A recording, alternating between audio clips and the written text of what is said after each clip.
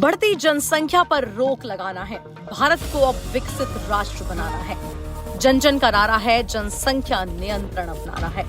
परिवार नियोजन का अपनाओ उपाय, लिखो तरक्की का नया अध्याय।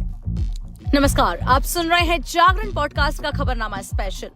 देखिए दोस्तों, इस तरह के कई नारे आपने दीवारों पर या बसों के पीछे जरूर लिखे देखे होंगे। जनसंख्या का बढ़ना दुनिया भर के लिए अब एक बड़ा मुद्दा बनता जा रहा है। खासतौर पर हमारे देश भारत के लिए ये एक बड़ी समस्या है, क्योंकि आप सभी जानते हैं कि हाल ही में भारत ने जनसंख्या के मामले में चीन को भी पीछे छोड़ दिया है। अब आप सोच रहे होंगे कि हम एकदम से आज जनसंख्या पर क्यों बात कर रहे हैं। देखिए, आज है विश्व जनसंख्या दिवस, यानी कि वर्ल्ड पॉपुलेशन डे। तो आज इस खास एपिसोड में हम आपको इस दिन के बारे में तो बताएंगे ही, साथ ही ये भी बताएंगे कि भारत की इस बढ़ती जनसंख्या को कैसे हमारे और आपके लिए खतरे की घंटी बताया जा रहा है। तो सबसे पहले जान लेते हैं कि ये दिन मनाया क्यों जाता है। इस दिन को मनाने का उद्देश्य जनसंख्या से संबंधित मुद्दों के महत्व के बारे में लोगों को जागरूक कराना है। आपको बता दें कि 11 जुलाई 1987 में जब दुनिया की जनसंख्या 5 बिलियन से ज्यादा हो गई, तब ये तय किया गया कि लोगों को जागरूक करने के लिए 11 जुलाई को वर्ल्ड पॉपुलेशन डे मनाया जाएगा। United Nations population fund UNFPA का कहना है कि विश्व जनसंख्या दिवस को मानवीय प्रगति के जश्न के तौर पर मनाया जाना चाहिए, क्योंकि तमाम चुनौतियों के बावजूद दुनिया में इस वक्त इतिहास के किसी भी दौर के मुकाबले ज्यादा उच्च शिक्षित और सेहतमंद लोग रहते हैं। UNFPA का कहना है कि लोगों को समस्या नहीं, समाधान के तौर पर देखा जाना चाहिए। किसी भी खास दिन को सेलिब्रेट करने के लिए किसी थीम को सेट किया जाता है, और इसी तरह विश्व जनसंख्या दिवस 2023 की थीम है कि एक ऐसी दुनिया की कल्पना करना जहां हम सभी से 8 अरब लोगों का भविष्य आशाओं और संभावनाओं से भरपूर हो।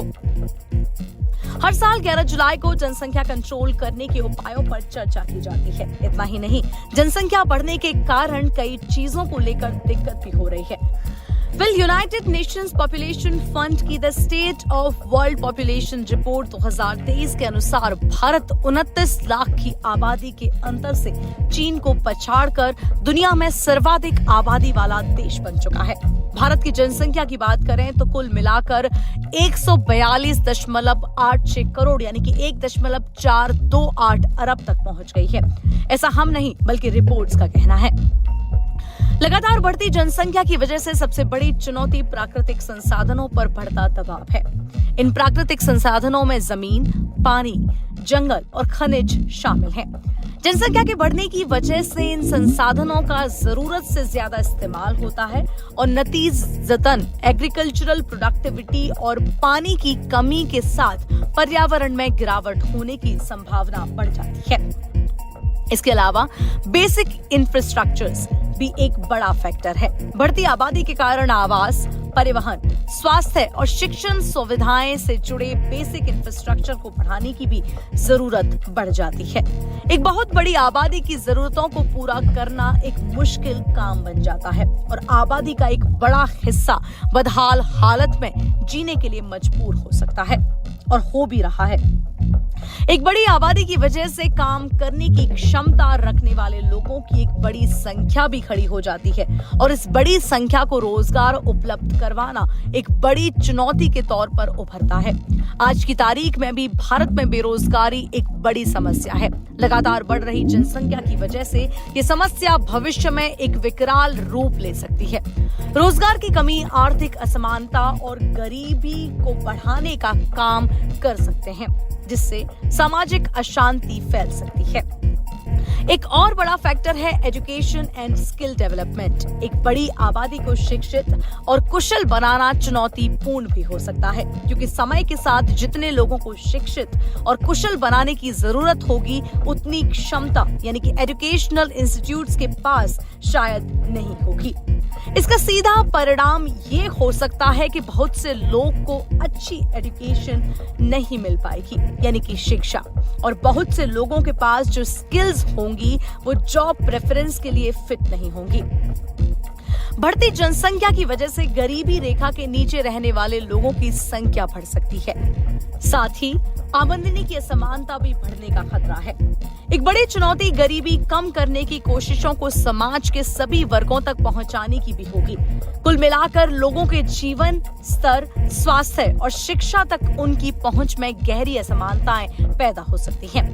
बढ़ती जनसंख्या का सीधा असर पर्यावरण पर भी पड़ेगा। जंगलों की कटाई, एयर पॉल्यूशन और वाटर पॉल्यूशन पर्यावरण की रक्षा के लिए बड़ी चुनौतियों के तौर पर उभर सकते हैं और ऐसा देखने को भी मिल रहा है।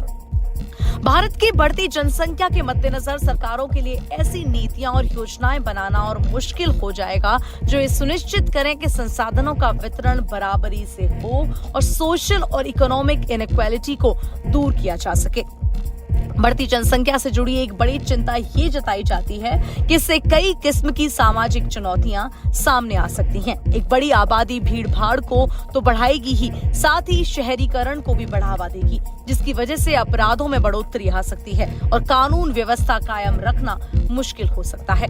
भारत में 25 साल से कम उम्र के लोगों की आबादी कुल आबादी का करीब 40% है। वहीं देश की करीब आधी आबादी की उम्र 25 से 64 साल के बीच है। भारत की बुजुर्ग होती आबादी 65 साल से ऊपर कुल आबादी का महज 7% है। लेकिन चूंकि भारत की जनसंख्या वृद्धि दर गिर रही है, तो इस बात की चिंताएं बढ़ गई हैं कि आने वाले दशकों में भारत की आबादी का एक बहुत बड़ा हिस्सा बुजुर्ग लोगों का होगा। देखिए, इन सभी तर्कों के बाद एक सवाल मन में शायद ये भी आ सकता है कि किसी देश की आइडियल पॉपुलेशन क्या होगी। किसी भी देश के लिए कोई आइडियल पॉपुलेशन नहीं है। जब आप जनसंख्या की बात करते हैं तो आप लोगों की बात करते हैं और लोग नंबरों से पहले आते हैं। इसलिए संख्या को लोगों से ज्यादा महत्व देना मानवाधिकार आधारित दृष्टिकोण नहीं होगा। ज्यादा जरूरी यह है कि इस बारे में सवाल पूछे जाएं कि क्या लोगों का स्वास्थ्य अच्छा है, क्या उनके पास सही अवसर हैं, क्या वे पर्याप्त शिक्षित हैं। आज जो महत्वपूर्ण बात है वह यह है कि हमें 30 साल बाद जो होने वाला है उसके लिए तैयार रहने की जरूरत है, यानी कि सस्टेनेबल डेवलपमेंट की। हमें सामाजिक सुरक्षा उपायों में निवेश करने की जरूरत है। हमें वृद्ध लोगों की चिकित्सा देखभाल में निवेश करने की जरूरत है। ऐसे देश में जहां लैंगिक असमानता अभी भी बनी हुई है, वहां विशेष चुनौतियां होंगी जिनका बड़ी उम्र की महिलाओं को सामना करना पड़ेगा। उन्हें विशेष प्रकार की देखभाल और उन पर ध्यान देने की जरूरत होगी। नीतियों को उनकी विशिष्ट जरूरतों को ध्यान में रखते हुए डिजाइन करना होगा। दोस्तों, इसी के साथ हम इस एपिसोड के अंत पर आ पहुंचे हैं। ऐसे और मुद्दों को डिटेल में जानने के लिए सुनते रहिए जागरण पॉडकास्ट का ये खास कार्यक्रम खबरनामा स्पेशल।